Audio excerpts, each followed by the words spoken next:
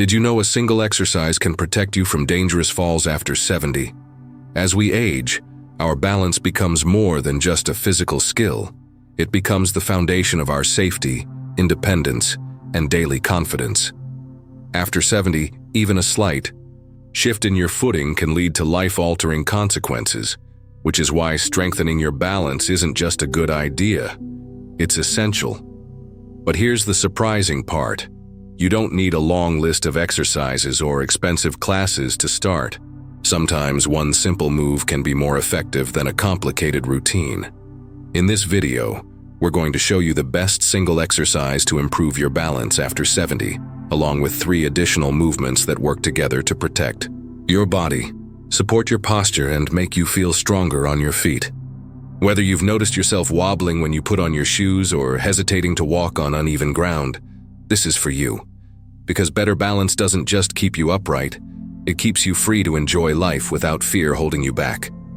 Stay tuned until the end, because these 4 exercises, especially the first one, are gentle, effective, and surprisingly powerful.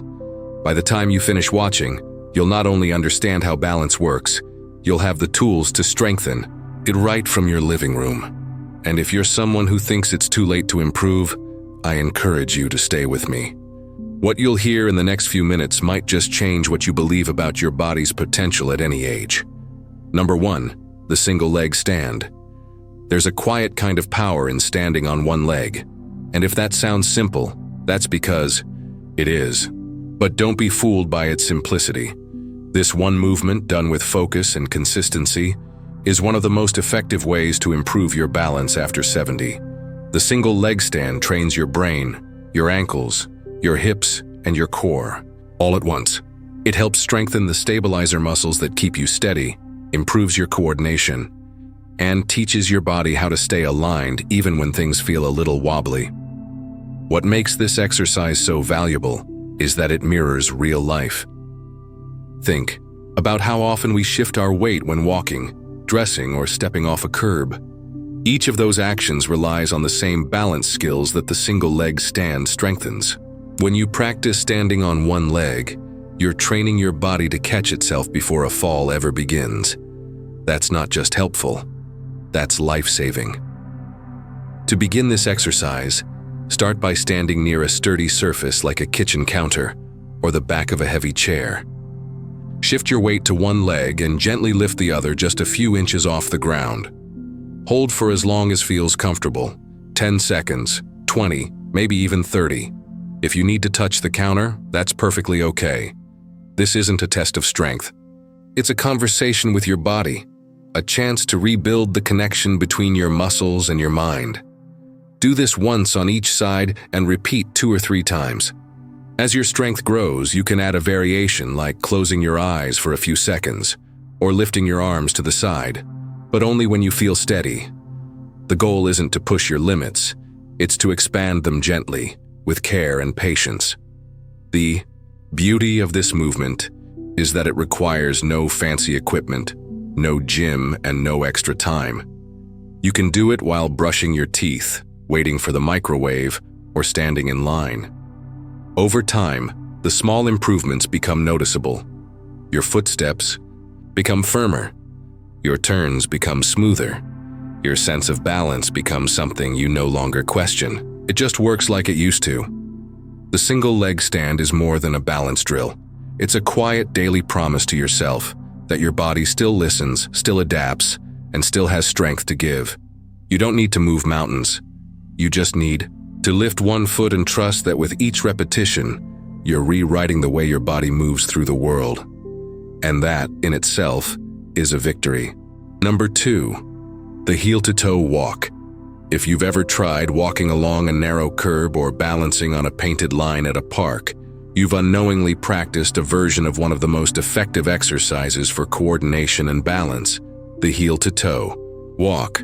It might look simple, even playful, but this slow, deliberate movement trains your brain to stay in tune with your feet. It enhances spatial awareness, strengthens the muscles along your ankles and hips, and forces your posture to align, all of which play a major role in fall prevention and graceful movement. This exercise works so well because it imitates the natural motion of walking, only in slow motion. By slowing the process down, your body becomes more aware of its own mechanics. You begin to notice whether your weight is shifting too far forward or if your foot placement is slightly off. That awareness is crucial. As we age, we don't always lose strength first, we lose coordination. And this is how you train it back. Imagine someone like Robert, a 77-year-old former postal worker who always took pride in his brisk walking pace. But after a minor trip on his porch stairs, he started moving more cautiously. His doctor suggested the heel-to-toe walk as part of his recovery.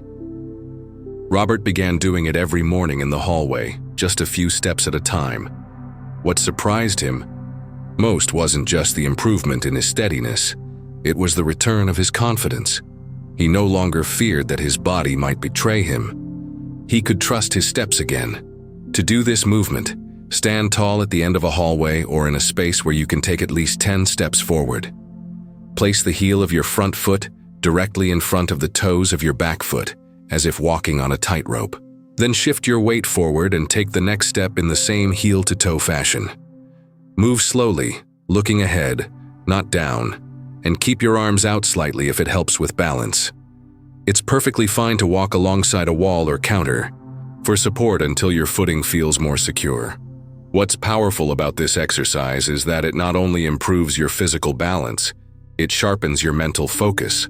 Your brain must actively process each movement, each placement, and each transition. And that ongoing attention forms stronger connections in the nervous system, which helps prevent slips and missteps in everyday life. Some people think balance exercises need to be intense or dramatic to be effective, but the heel-to-toe walk proves otherwise. Its strength lies in its simplicity.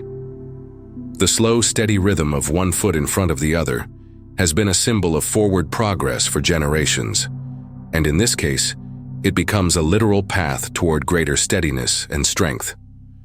Over time, you'll notice more than just better posture or fewer wobbles. You'll feel taller, more centered, and more connected to the ground beneath you. And when walking across a parking lot or navigating your kitchen floor, that quiet stability will remind you of the work you've done. It's not about being perfect, it's about being prepared. If you're still watching this video and finding these insights valuable, please comment number 2 below to let me know you're here. And if you haven't subscribed yet, I recommend you subscribe and turn on the bell so you don't miss any videos. Your support helps us continue creating good content to inform and inspire you. Now, let's move forward.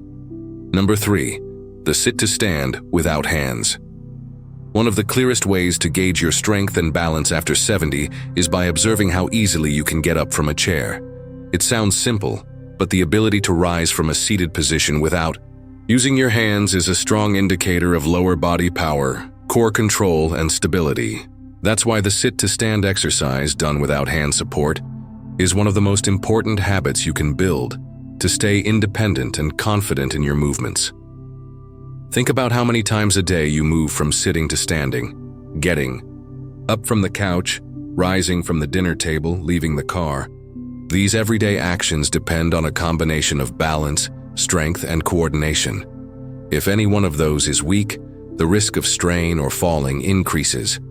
But with practice, the simple motion becomes not only safer, but smoother.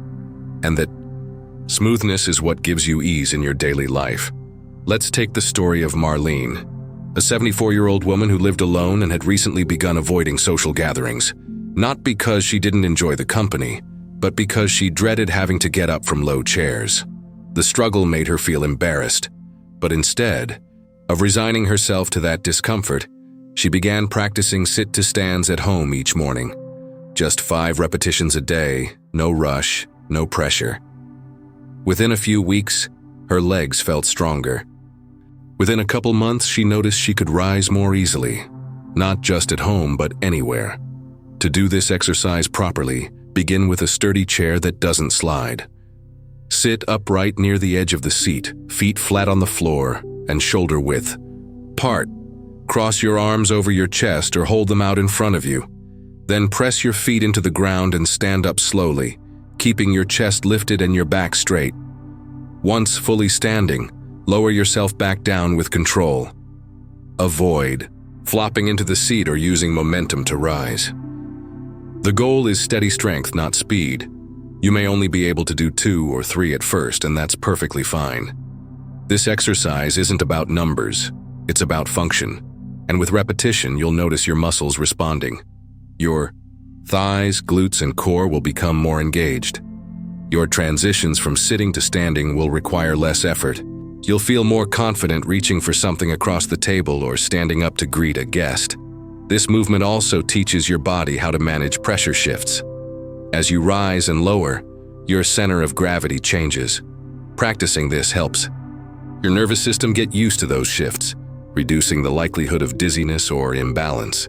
And because it's something you're already doing each day, turning it into a conscious habit is easy to maintain. There's something empowering about reclaiming ease in small movements. It's not about dramatic workouts or trying to turn back time. It's about moving with intention, building trust in your body and reminding yourself that strength is still within reach. Every time you rise from a chair without help, you're affirming that you're capable and that your body is still working with you, not against you. March in place. At first glance, marching in place might not seem like much, but when done with purpose, it becomes one of the most effective ways to keep your body coordinated, strong, and alert. This simple motion combines rhythm, posture, and mobility into one balanced movement, and it's especially helpful for older adults who want to stay active without straining their joints. Marching in place strengthens your hips, engages your core, and wakes up the communication between your muscles and your brain. And perhaps most importantly, it helps you maintain the upright confidence that keeps you walking with ease. As we age, our steps tend to become smaller, slower, and more cautious. That's natural. But what we don't often realize is how much those changes affect our balance. When your stride shortens and your hip movement decreases, your posture begins to shift, and that makes falls more likely. Standing marching helps reverse this process. By lifting one knee at a time and holding your balance in between, you're retraining your body to move with strength and coordination.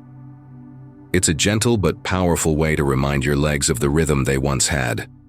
Take someone like Walter, age 79. After recovering from a knee injury, he noticed that his walk had become stiff. He didn't swing his arms anymore. He avoided uneven ground. His daughter suggested he try marching in place during the commercials while watching television. It sounded silly to him, but he gave it a try. Within 2 weeks, he noticed more energy in his stride. Within a month, he was walking with more rhythm, more fluidity, and far less hesitation. To start this movement, stand tall beside a counter or sturdy chair. Lift your right knee slowly. Hold for a second, then place your foot back down and lift the left. Alternate back and forth in a gentle marching rhythm. You can keep your hands lightly resting on a surface at first, or extend them forward to help with balance. If it helps, you can count your steps or even do it to music. Anything that makes the rhythm feel steady and natural. Don't worry about how high your knees go. What matters is control, not height. Over time, as your hips and thighs strengthen, you may find that your knees rise a bit higher and your posture feels more upright. That's progress, and the more consistent you are, the more natural this movement becomes. Not just while marching, but while walking down the street, climbing stairs, or turning quickly when someone calls your name. This exercise also helps you stay mentally alert.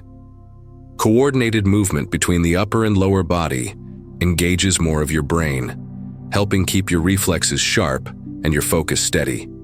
That's one of the beautiful things about marching. It works both the body and the mind.